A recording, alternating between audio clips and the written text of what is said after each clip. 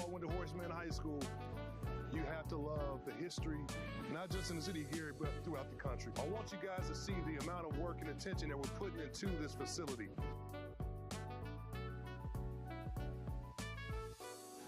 We're here today at Roosevelt, and this is one of what I think 6 or 7, right, Mayor, of projects that are called the Jewel Parks around the entire city that we're working on, and fixing parking lots and tennis courts and basketball courts and baseball fields.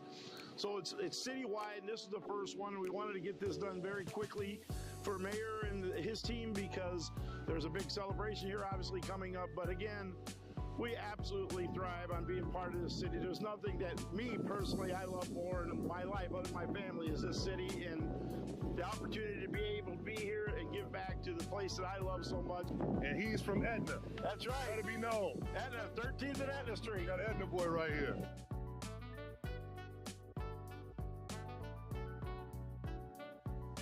Investing in the parking lots, in the tennis courts, in the basketball courts, beautifying this entire area right here in the Midtown area in the city of Gary. This is just a start, folks. Today, we're not just breaking ground on a building. We're breaking ground in hope, opportunity, and truly transformation. The Tolleson Opportunity Campus will be more than a facility. It will be a space for our youth, a wellness hub for our families, and the support system for tomorrow. So this will be the brand new lobby, reception area, new coffee shop in this corner over here. That area underneath there is all the new Methodist Health space. Right here we'll have another main stairway coming up so that you can go up to here where we're gonna have like the workout area that'll then lead into a track that will go around the gym, overlooking the gym downwards. Hey, what's up, everyone? This is Mayor Eddie Melton right here in the great city of Gary, Indiana, and I am truly excited to be on the site of the new YMCA that is built right here on the Tolleson campus in the city of Gary. Right now we're coming through, detailing all the steel, finishing up all of our welded connections. After you jump the next foundation line, looking at the 3 basketball courts are going to be right through here. Would you join in the fun? I'm not going to play basketball. No? So today we're going to tour the site.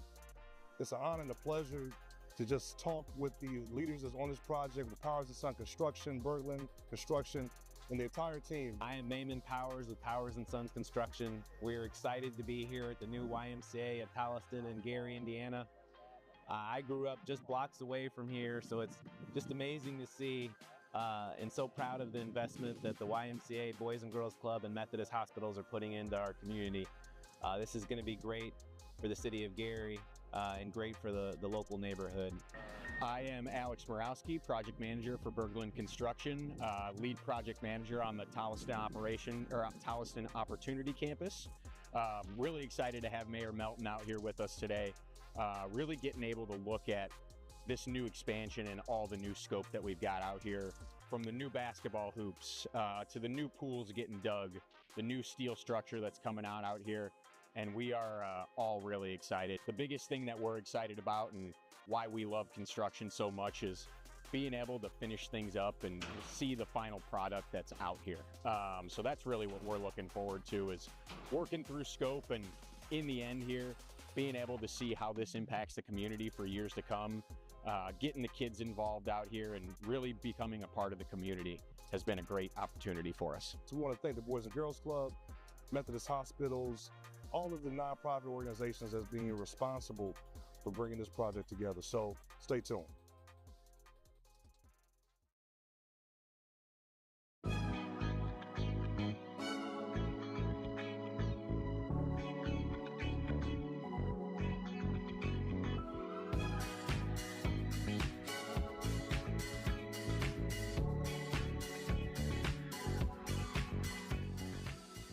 My name is Veronica Collins Ellis. I'm the Executive Director of the Gary Health Department, and we are having our health fair, health and resource fair here at IUN in the Savannah parking lot. The services that we're providing are STI testing, vaccines, cholesterol, hemoglobin testing. We are providing free dental services. We have a plethora of other resources that you can come and check us out at. We will try to do this every year to provide these services, but you can contact the Gary Health Department at 219-882-5565 for additional services.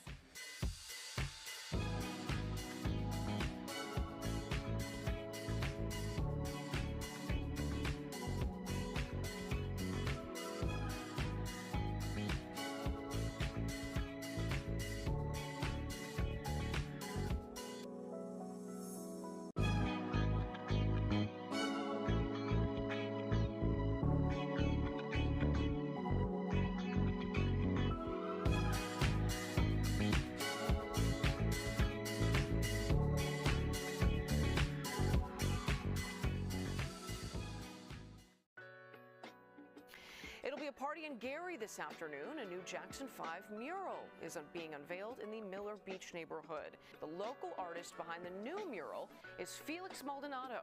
The city says it is meant to reflect cultural preservation and tourism development. Today, this represents a truly special moment in Gary's ongoing cultural renaissance. We come from a city of greatness. Flex, great job, man. Again, your signature, your brand, your style is known across the world. And right here in Gary, right here in Miller, in this neighborhood, it's going to resonate for generations to come, Lord willing. So just let's give it up again one more time. Thank you very much for being here. And someone pointed out to me that Michael Jackson had a shirt just like me. The business owners are very proud to have this new Jackson family mural, beautifully recreated by Felix Maldonado. Flex. Much more I can really add from what these fine people behind me said already. Other than I am very proud to be back in Miller Beach. Thank you so much and enjoy the mural. In the world we live in today, we need more of this. We want to share today, we're doing more murals. If you go on 25th and Broadway, in the intersection, you're going to see a beautiful mural being done right now of Gary's own Denise Williams. And the spirit of the Jackson family. The Jackson 5 mural reflects what's possible when talent, community, creativity come together. It reminds us that Gary has always and will be the birthplace of greatness, creativity, and resilience.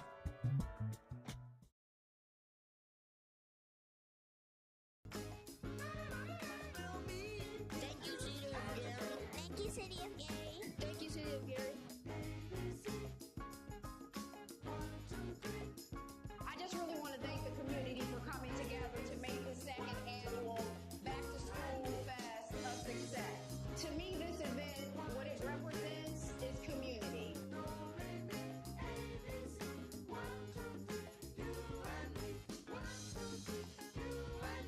This was such a blessing today.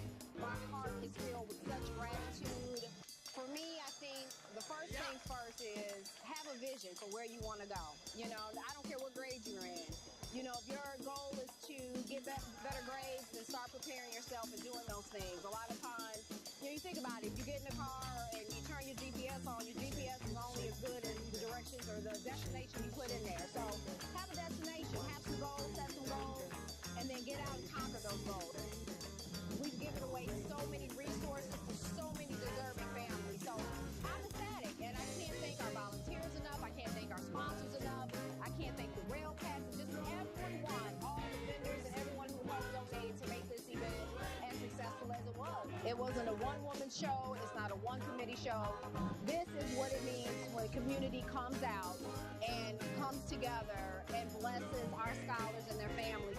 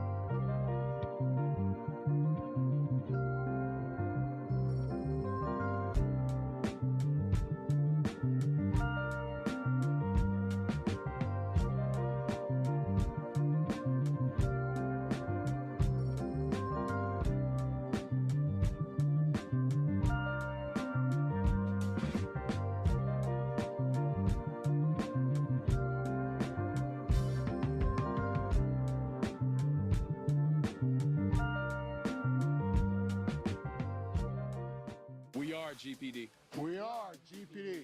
We are GPD. We're the ones who show up when it counts. The ones who run toward the problem, not away.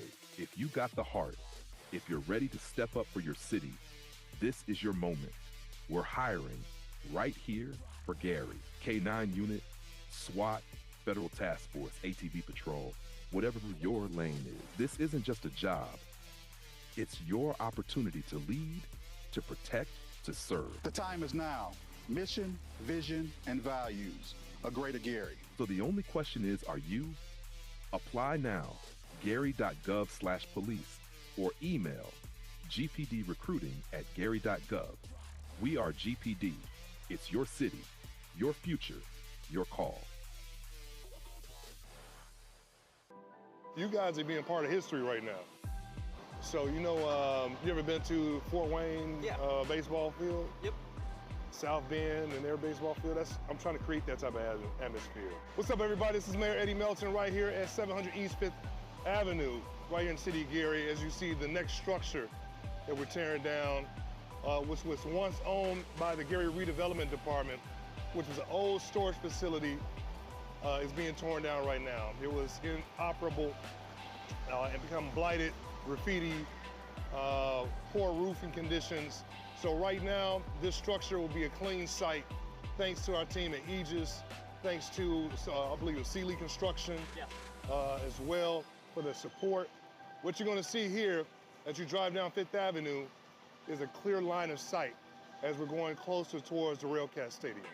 We're gonna be working with the other businesses to make sure that this is a more presentable, safer, cleaner atmosphere for future development in the city of Gary. So again, thank you everybody for your support. It's raining, we're still getting the work in. We want to thank everybody for their hard work and dedication on the city of Gary. We're going to be building a brand new train station in a couple years for the South Shore. There's folks coming down from Chicago, back and forth. So, you know, hopefully this could be a new restaurant, a new district for folks to come in as they're going to the stadium. I want to shut these streets down and just make this one contiguous property.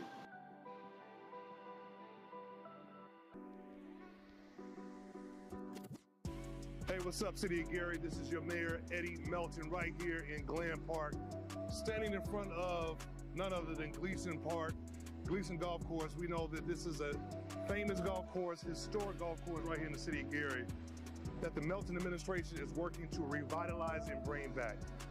We have it on a consistent cutting schedule, working on the vegetation, and as you can see behind me, right here, we are paving the track, ladies and gentlemen. Hi, my name is Billy Ferenkoff. I work for Milestone Contractors. We're out here in Gary trying to revitalize the city and make it beautiful again. Well, we're trying to make something so that people have somewhere to walk and come, and I know they want to do something with the park here, so I'm trying to make it nice again. Right here at Gleason Golf Course, you can walk around your very own evenly paved, nice track right here in the city. We're also going to be working on paving 35th Avenue. As you've seen us already start paving in and around Pierce Street, around Gleason Golf Course. So it's going to add to the amenities, it's going to add to the safety right here in the city of Gary. Next phase we're going to be working on is fixing the lights around the park as well. So shout out to William Allen, our city engineer, for all of his hard work and dedication. Shout out to the Parks Department, Public Works, General Services, everyone that's working hard every single day to make sure the city has the safety, the cleanliness as possible. Well, we need your help, city. Residents, people of Gary, we need your help to keep the city clean. So we're reaching out to you, everybody. So all those folks that's walking around this park in the morning, I hope you enjoy it. Stay tuned.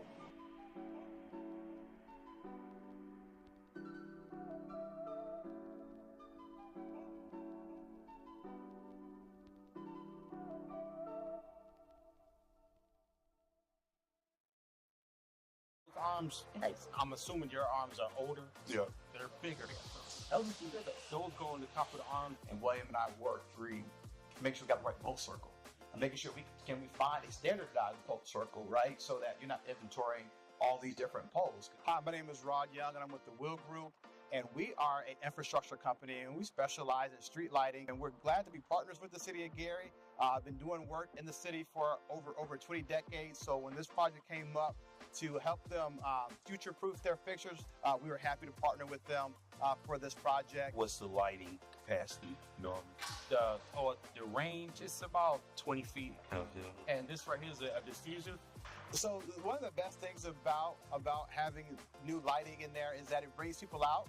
And so you've already got water and lights, right? So once you upgrade this to new technology, you have people who want to be out, want to be reinvested in the city, where they have that live, work, play aspect of it. And so you'll have better lit streets, safer neighborhoods with the lighting and an overall lower ownership cost. So looking forward to continue working with the city as we push toward a greater Gary.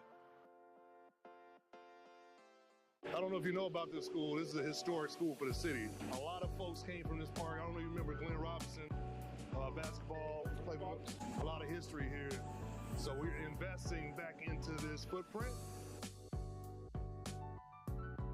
Hey, what's up, everyone? This is Mayor Eddie Melton right here in the city of Gary, in the 5th District, on the grounds of Roosevelt High School, historic monument to the great city of Gary, Indiana. Although I went to Horseman High School, you have to love the history, not just in the city of Gary, but throughout the country. I want you guys to see the amount of work and attention that we're putting into this facility.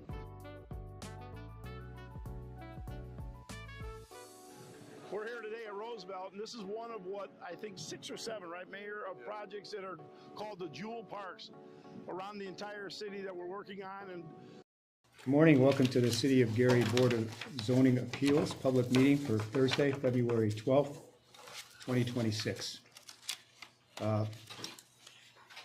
We have several items on our agenda this morning. The first one is going to be a roll call. Roll call. Tom Serra. Present. David Fawcett. Not present. LeBaron Burton. Present. Billy Magid. Present. And then Dara Rogers. Present. With 4 present and 1 absent, we have a quorum so we can conduct business. Okay, thank you. I don't know, I'd like to amend the agenda so that the next, the board training comes before anything else on the agenda. Do I have a motion for that? A motion that we amend the agenda. Okay, thank you. Is there a second? Yes, sir. All It's right. been properly moved and seconded, that we would move the board training up. How about all in favor? How about a roll call? All in favor? Yes. Aye. Aye. I think for one of those There we we can go. do that. All right, so I'm going to turn this over then to staff for training for our new members. Hello, everyone. I am Dr. Sylvia Martin. I am the staff person over this board. We're going to start with our BZA training, but before we start with our training, because we are a newer board, I would like the board to go around and introduce themselves and, tell everybody, your interest in being on the Board of Zoning and Appeals, and then we'll move forward with the training portion. So we'll start here. Ladies first. Hi, my name is Dara Rogers. I was appointed by Mayor Eddie Melton. My mother was a retired senator from Gary, City of Gary, Early Rogers, and for so long I didn't want to be a part of politics or anything because it was consumed. My life was consumed with it. But since Eddie's been doing such a great job with the city, I'm just happy to get on board with a committee to do greater things for Gary. That's awesome. My name is Billy Magid. I've been a resident of Gary for my entire life, pretty much. And what I see happening here in Gary is something I've never seen before. So when Eddie called me, I was actually in Florida. I'm a snowbird. I told him I'll be back, to help the city any way I can. And I'm here. That's excellent. I am LeBaron Burton. I have been in Gary for about 25 years. I married into the city, fell in love with it, business owner. And I've raised 5 children here in the city. So when Mayor Melton called me, I felt honored to be able to have an opportunity to, play a part in the things that we're doing within the city. Great. I'm Tom Sira. I am also a mayoral appointment. I'm the president of the Plan Commission, which is automatically, I guess, part of the Board of Zoning Appeals. I'm a member of citizen of the 1st District. I've been in Gary for almost 20 years. Good. My name is Salona Hayes, and I am one of the attorneys here for the city of Gary, and one of 3 attorneys that work for the city. And occasionally you will see me. Most of the time, people see Marco Molina. And as I stated, I am Dr. Sylvia Martin. I am the zoning administrator for the city of Gary, and now we'll begin giving everybody an understanding of their roles and responsibilities as it pertains to BZA, but also giving the community an opportunity to understand what this board does and what it encompasses. So we're going to start off by talking about the roles of planning. What is planning? Well, planning is a policy framework established under our code that guides land use development patterns, infrastructure, and sustainability. Planning sets a vision for how the city grows. It's forward-looking and policy-based. Zoning itself is the legislative regulation for permitted use, conditional use, setbacks, heights, lot size, and density. That is planning. But that is zoning. You went a little fast. Go back. Go now. What is zoning? Zoning is the regulatorial body of land use and developmental standards within designated districts. It regulates permits, how uses are aligned. It evaluates setbacks and its conditions, the heights, lot size, density, and zoning is a legal tool to implement the comprehensive plan. Next. Zoning is not the same as Plan Commission, right? Zoning is it is a tool to help the community deviate from our regulation, right? So it gives them that tool if the zoning code is not working or aligning with how they want to utilize their property. It gives them the opportunity to come forward to you all to say, hey, I'm interested in doing X, Y, and Z, and would you be in support of that? And during that time, they give you their reasoning and their justification. Based upon that reasoning and justification, BZA, which is a quasi-judicial board, which means you're a regulatorial body, and you're giving what is considered police power, which means your rules are law once they're made, right? Then you have hearings of administrative decisions. So hearings of administrative decisions is where if we made a decision to deny or find unfavorable, and it makes the council, and council also at that point finds it unfavorable, they have the right for an administrative appeal. And that administrative appeal will come towards, it'll go through the state at this point. Once it goes through the state, it returns back to us with the state's decision, and then the board decision is either overturned and or affirmed, right? So for BZA, we have several different aspects, right? We are able to approve straight out, deny straight out, or make a favorable or unfavorable recommendation depending on the type of variances that they are coming for. And we'll get into, the definition of those variances.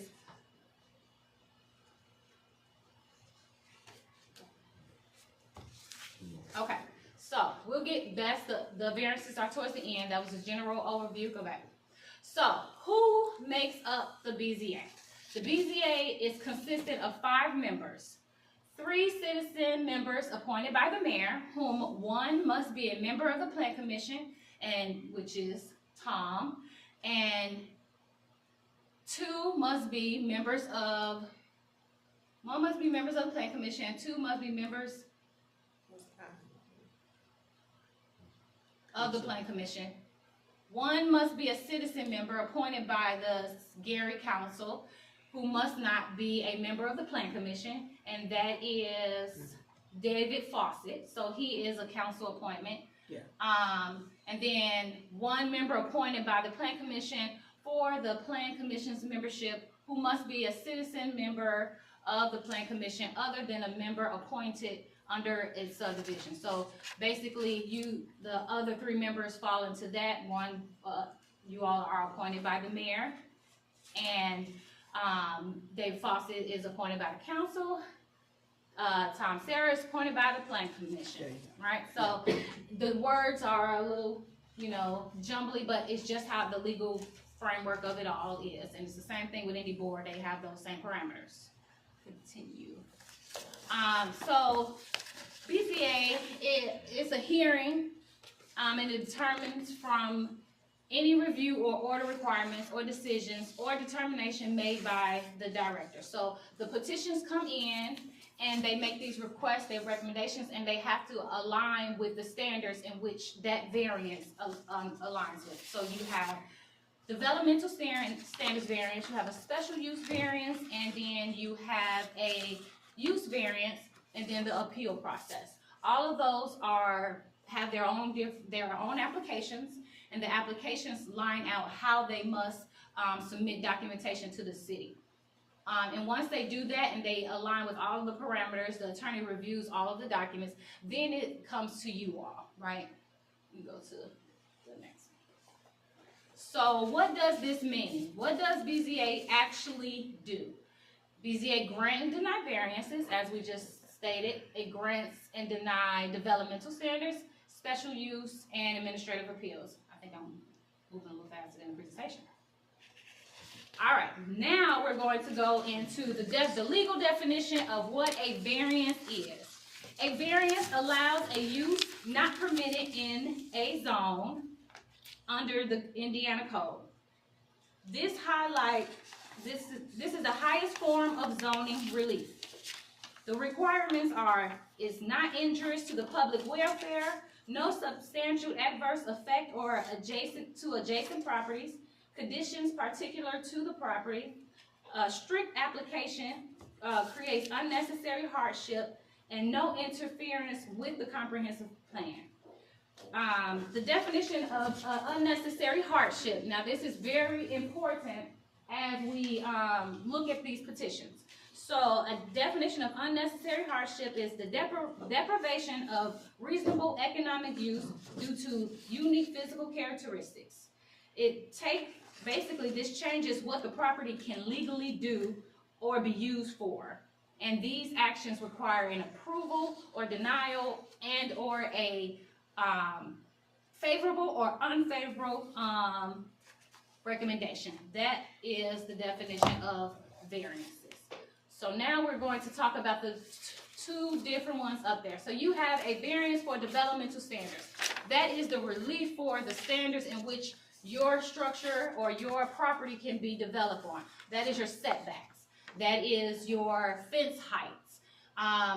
That is your garage placement, lot coverage, things of that nature. All of those are developmental in aspects. So it's how the site is developed and established within our code, right? Then you have a variance for use.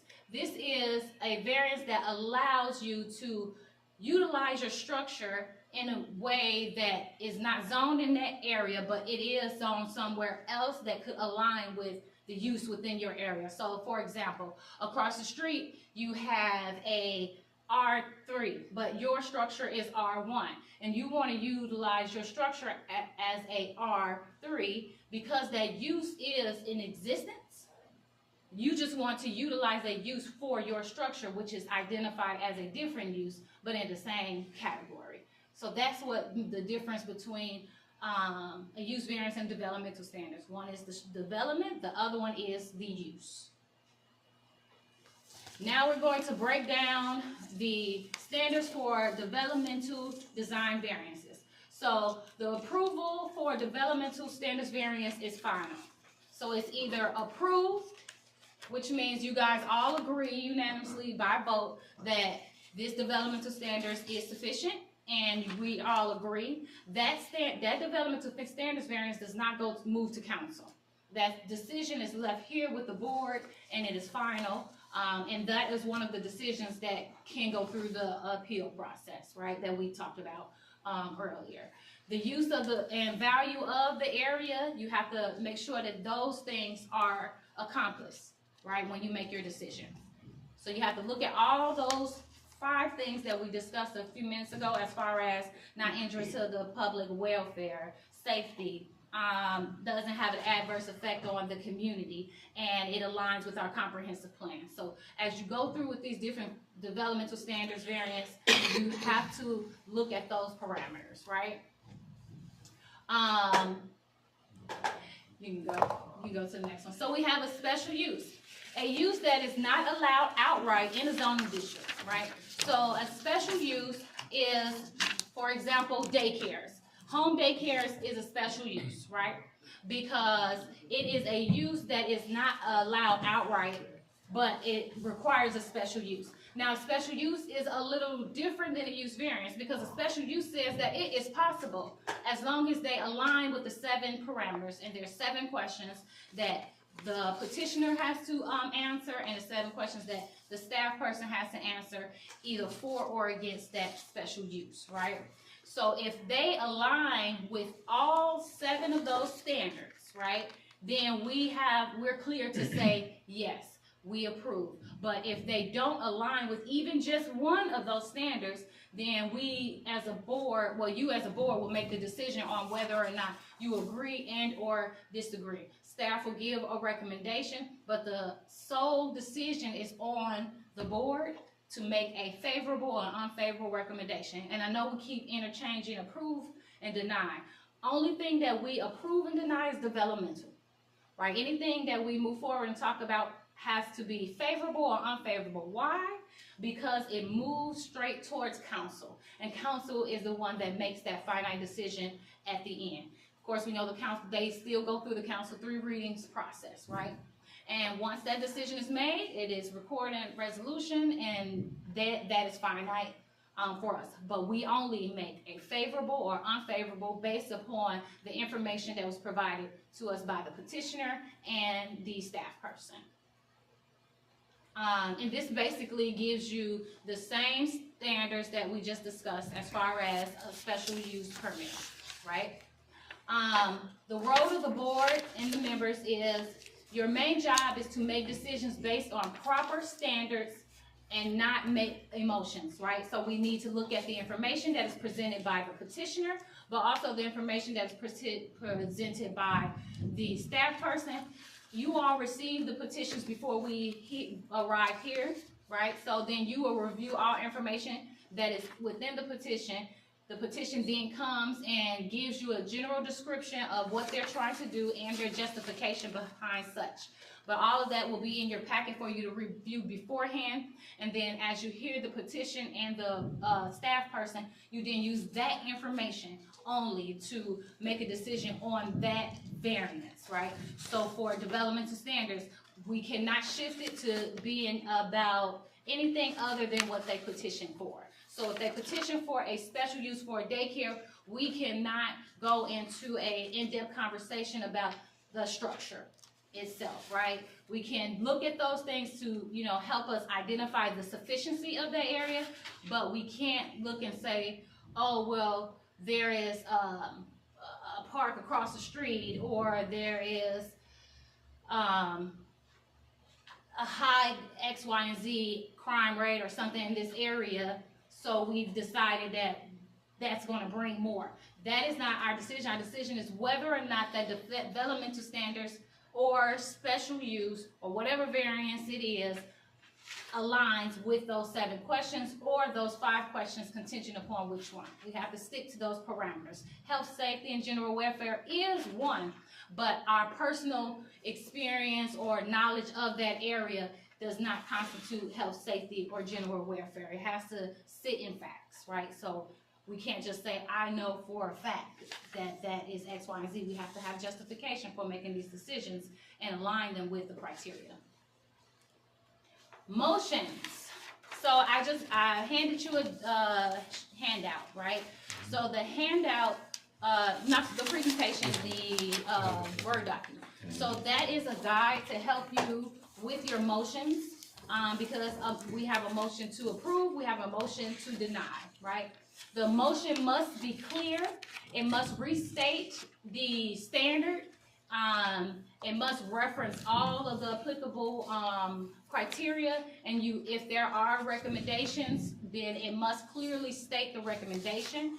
The president, once you make the motion, the president will ask for a second, and if someone seconds it, the president then repeats everything that you said, right? So it's important that you be clear and very descriptive within your motion. So, for example, I move to approve this child care facility for a special use with the conditions that was proposed by the planning staff, right?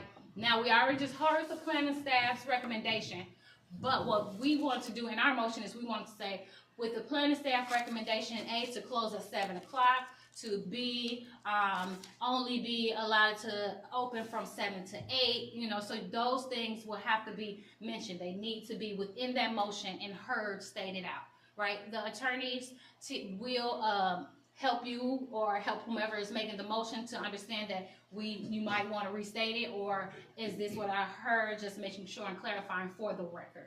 But we want to be clear, we want to reference the criteria, and we want to restate the recommendation within the motion. So, ethical consideration. Be mindful that if there's a petition up here and that's your family member or somebody you work with, or that the petition itself is beneficial to you, that you recuse yourself, right? And you don't vote on that petition. We want to make sure that we're looking at the petition from the standards and not from our personal perspective, right? We want to make sure that everybody has a opportunity to be heard without any of the underlying personal aspects, right? It needs to be based upon facts, based upon the findings, and based upon the criteria. You want to make sure you keep your ethical consideration and disclose everything that may impact that petitioner, so that they have the right, and then we won't have to go through the appeal process and all that comes out, right? We want to be ethical in our decision making. There we go, conflict of interest. So you want to make sure that conflict of interest are not intended to be self-determined, right? So before a meeting, if you believe that you're a conflict of interest, please discuss it with us, like how we just sat here and had a conversation about wanting this to be moved first because, you know, you guys wanted to hear the information. Perfect, fine. That same time, you can also say, hey, I know that petitioner, we went to school together, X, Y, and Z, I want to recuse myself. At that point, the president then will know not to motion, when the motion is made, that your vote would not be utilized. Other than that, that's it on that. Robert's rules. So, of course, we have a motion. It begins with I move. All of that is in the document that you have in front of you. You have a second, and it's a statement made by another member that agrees with your motion. You have a considered state. Second is a considered state, so they consider to approve or accept what you had said. You have amendments. Before the vote is taken, a motion may be amended. You can strike out words, you can insert words, and this is basically where I was explaining that the attorney will at that point say, hey, you know, it said that we were going to accept the recommendation of the board. He'll read out the board's recommendation and say, are we accepting all of these recommendations? That way they're on the record. But if we state them clearly, all of the recommendation, then that helps us out in that area. We can substitute we substitute words, or the board can make different recommendations if they choose to. You do not have to stick with the staff's recommendation. You have the ability to make recommendations of your own. The presiding officer or chair, who is the individual who will facilitate the meeting and kind of answer all of the questions towards the petitioner itself, and governs us in that order. In the absence of the president, the vice president then sits in to host and run the meeting. If neither president or the vice president are here, then it yields straight to the secretary, and the secretary would then be a part of, the secretary would then run the meeting. Except in this case, it's chair and vice chair. It is chair and vice chair, but yeah, correct. So BZA has a chair and a vice chair, and not a president or a vice president. But they both are secretaries appointed by the president for any board. So we have the roles of the presiding officer. He or she is to introduce business in a proper order, to recognize speakers, to determine if the motion is in order, to keep discussion focused on the pending motion, to maintain order, to put motions to a vote and announce results, general procedures of handling the main meeting. He or she is a member that must maintain complete control of the floor, informs the petitioner of the time limit, informs petitioner that the question should be reflected to the board and not, he controls the flow of our meetings. So other than that, we have different formats in our findings for the staff member. So we have findings of facts, and that is the information that's provided to you in your packet, which will include everything that the petitioner is requesting, everything that the staff has discovered in their investigation, because we do whatever the petitioner does, the staff does the same thing. So we have to look at the location, we have to look at the 7 questions, and we answer those too. They're all presented to you. From that, you all make the best decision as a board. Any questions? I did have one quick question. On the handout, you said that the findings are under Indiana Code 36-7-4-91. Are all of the petitions or whatever under this same code? Yeah, the number will change towards the end, so you will have, so special use has its own parameters. Okay. So developmental, for example, in this one today, I don't see which specific code is. So that one is a special use. Okay. So the special use itself is still under that same code. Okay. But it is in a different section. Yeah, so it's not 0.5. It's not 0.5. But if we wanted to make a motion like you're recommending here. You just motion the code if you want to. Okay. The standards are laid out in the code under the same section, just different subsections. I understand. And that's just an example so that you understand how to call the motion. There's no code. Yeah. Okay. And then what we can do as a adjustment is at the beginning of the petition, if you look on your facts of findings, at the back it states at the top the code that it aligns with. Okay. So that assists you all in your, and it's in your packet too, so look at the back of your packet. Okay. Yeah, so at the top of it, before we go into answering. 123.59. Okay. All right, thank you. Yeah, so, and it'll be the same way for each type of variance. It'll be at the, in that packet, it'll start with that table, and then at the back of the table, you'll see the code and the standard questions. Okay, thank you. No problem. Nice. Any other questions or any other recommendations as far as how to improve that document for clarification? You let me know, and then we'll adjust it so that we all are on the same page.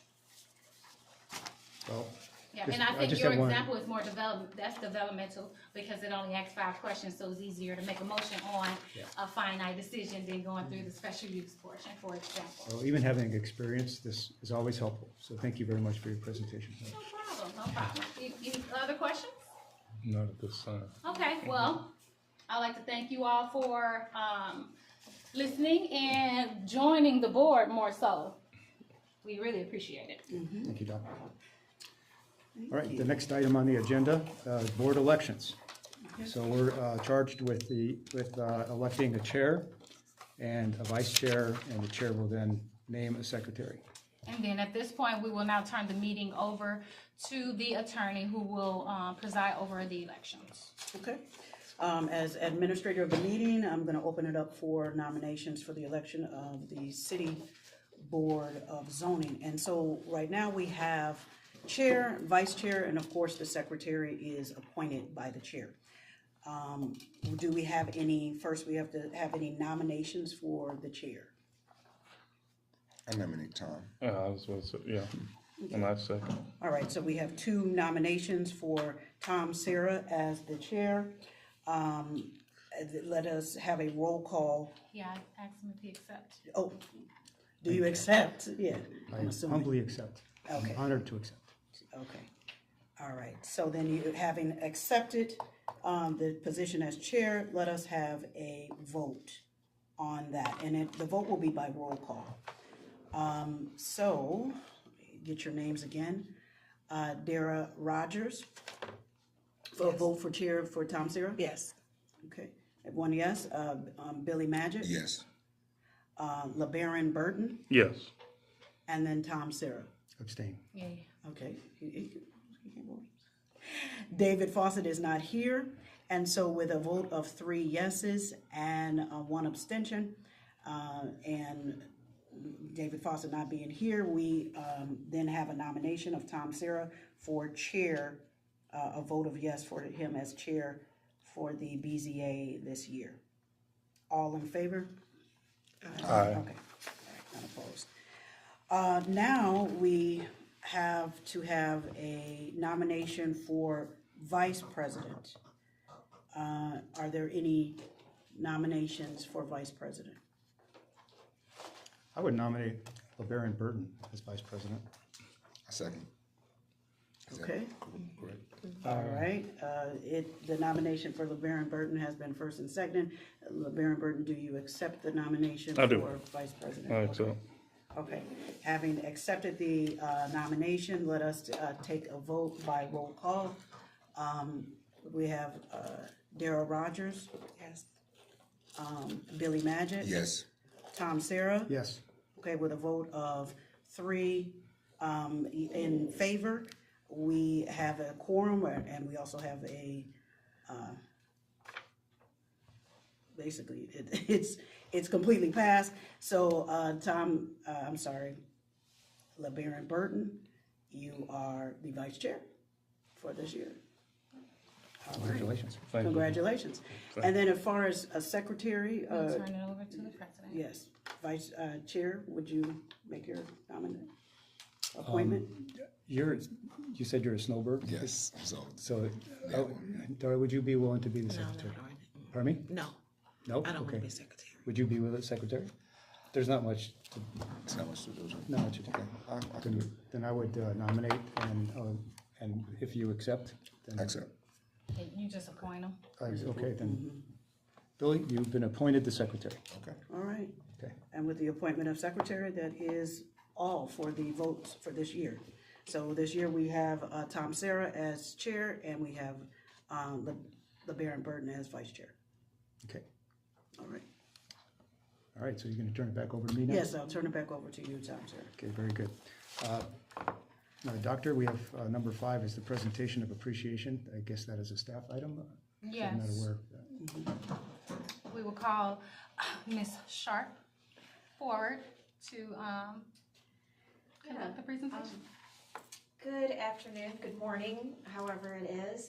My name is Corey Sharp. I'm a consultant with the city and helping to lead the planning, zoning, and development in the city. And over the last several years, the BZA has had some staples on our Board of Zoning Appeals. So we just wanted to recognize their efforts and contribution. Mr. Forzel Hawkins served on the BZA, as well as Reverend Chester Jones. So nice. if they had been here, we would have presented them with these certificates, but we'll make sure that they get these in their hand, and just certainly appreciate all of their time and effort that they put in over the years to this board. That's definitely. Okay, thank you very much. Okay, there are minutes from the last meeting in our packet. I was here, so I could just maybe recommend that they looked accurate to me. But we're looking for a motion to approve the minutes from the last meeting. Anyone here want to take the risk and make a motion to approve the minutes? Okay. All right. Billy made the motion. Is there a second? Are you making the motion? Oh, are you? No, I was seconding your Oh, motion. did you make the motion? No, I didn't. No. Okay. Nobody. So you Well, make the motion. Has to move, yeah. Okay. I'll move that we approve the previous minutes based on your recommendation. Okay, and you second? And I'll second it. All right. Okay, it's been properly moved and seconded. All in favor? Aye. Aye. Okay, very good. Ayes have it. I think, is there any old business? No. Okay, so we're going to move on to new business. The item on our agenda today is BZA 2026-01. It's a special use to petition to operate an adult home care. Petitioner is Tia Thompson, TNT Adult Family Care Home LLC, and the address is 2255 Jennings Street. Turn it over to staff for an introduction.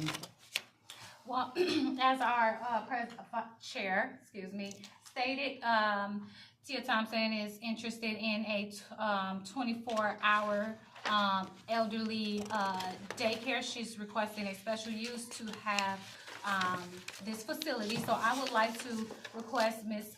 Tia Thompson to come up and give us a general description of what her project is and address the board as far as her petition. And if your address is other than what's stated on the site address, then please state your address as well. Yes. Well, I don't have to And say you it. could stand here because there's a camera. I'm sorry. You know, it's fine. Camera's that way. Camera's that way. Yeah, you can face Kind of that. hard, yeah. It's hard to You face can- that way. you kind of, yeah, that's good. Okay, my name is Tia Thompson. Good morning, everybody. Good morning. And I am requesting a special use for an adult family care home. And my target audience is 65 and older and adults with disability. They would be in the home for 24 hours. They would have around-the-clock care. The home manager will be there 24 hours to take care of the residents. It is a 4-bed shared room, 2 beds in each room, television, 3 meals, snacks are provided. I don't reside there. I actually reside 2 doors down from there. I stay at 2279 Jennings Street. And I grew up in this neighborhood. I'm 60, so I've been there for 60 years. So I know the neighborhood. I know the house that I purchased to put the residents in. And the reason why I wanted to do this is because I worked on the Gary Fire Department for 30 years as a paramedic. And during my time on the Gary Fire Department, I noticed that a lot of elderly people would call 911, but their situation wasn't really required 911. They just needed help. And so that's the reason why I wanted to do this for the community. I didn't want to get up here and cry, excuse me. Do you have any questions for me? Did I need to say anything else? I'm sorry. No, that's fine. Thank you so much. Okay. Thank you. And you can have a seat when we get to the question and answer portion, then they'll bring you back up for. Okay, thank you. So, before I even go through my findings, I would like to just tell you my recommendation, and then the board can make their decision. And if the decision is, what I'm proposing, then we won't go through the petition and everything. So the petitioner is requesting a special use for a 24-hour elderly daycare. So based upon her description and exactly what she wants to do, it is not a 24-hour daycare. It is a elderly home care facility, which she stated in her statement. I recommend that we give her the continuance to readjust her petition to align with exactly what she wants to do, because as it stands in our findings, what she's requesting would not be it would not be a favorable recommendation from us, because it's not exactly what she wants.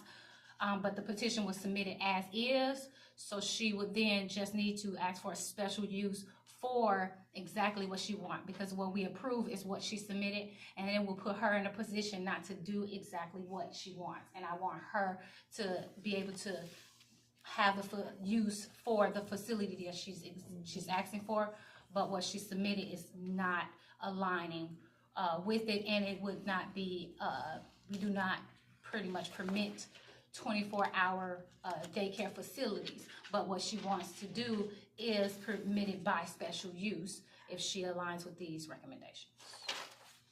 So it's just a matter of wording. Yeah, wording and kind of us going through exactly what she wants to do and just getting more information and aligning it with the criteria, because that's special use for what she wants. It doesn't,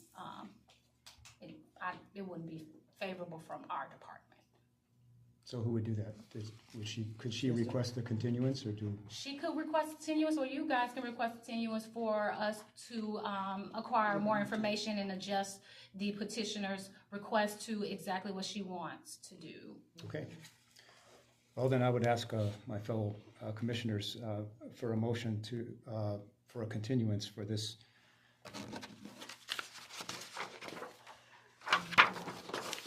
BZA 2026-01 to allow time for staff to review with the petitioner. I second it. Well, you gotta make a motion. Oh, I'll make a motion to. I move to. Okay, I move to continue. For continuance. For continuance. Petition number. BZA 2026-01. Thank you. And I'll second. All right, moved and seconded. Any discussion from the commissioners? If not, roll call, please. Okay, so properly moved and second, roll call, let's have Dara Rogers. Billy. I'm sorry, maybe allow him to make the petitioner if she has any questions in reference before we close out the motion. Do you have any questions? We'll talk, but do you have any questions in reference to what was stated up here? Because we can answer anything for you. I just didn't understand exactly. You said that it's a daycare, but it's not a daycare. It's not, but your petition requested a special use for a 24-hour elderly daycare. You said what? It requested, your petition is requested for 24-hour home care facility. Right. Yes, but in your findings, it referenced the daycare aspects of the special use, and it's not a daycare. Right. So we just, the language in your answering of your questions, and I get it because you want to care for them, and then you want it to be 24 hours, but it's just the language in which you use, and we just need to adjust that so that it aligns, because what we approve here is what you'll be doing, and so the way that it's written is that they will be leaving at a certain point. And oh no, they'll be there for 24 hours. Yeah, so. Okay. I thought I made that clear, but obviously I didn't. So our continuation would allow staff to discuss this with you, to be more in alignment with your intentions. Okay. Because as it states today, we would have an unfavorable recommendation. So what we're doing is giving you a chance to discuss with staff, and that may or may not change after the discussion. Okay. All right? All right, thank you. Sure. And also that for the biggest thing is that the facility that you're requesting has different parameters and different requirements, right? So there's different standards aligned to it. So you would need different things than what was submitted for the 24-hour home the 24-hour care facility. Okay. And so that is really the biggest thing that we make sure, because there's state regulations and things of that nature that aligns with your use, right? And you may have all of those different parameters, but you submitted it under the what we will request for a daycare or a home daycare facility. Okay. Right? Okay, so there's been a motion and it's been properly moved and seconded to continue this. Let's do a roll call on the continuation of this. Dara Rogers? Aye. In favor of, okay, Yes. Billy Magid? Yes.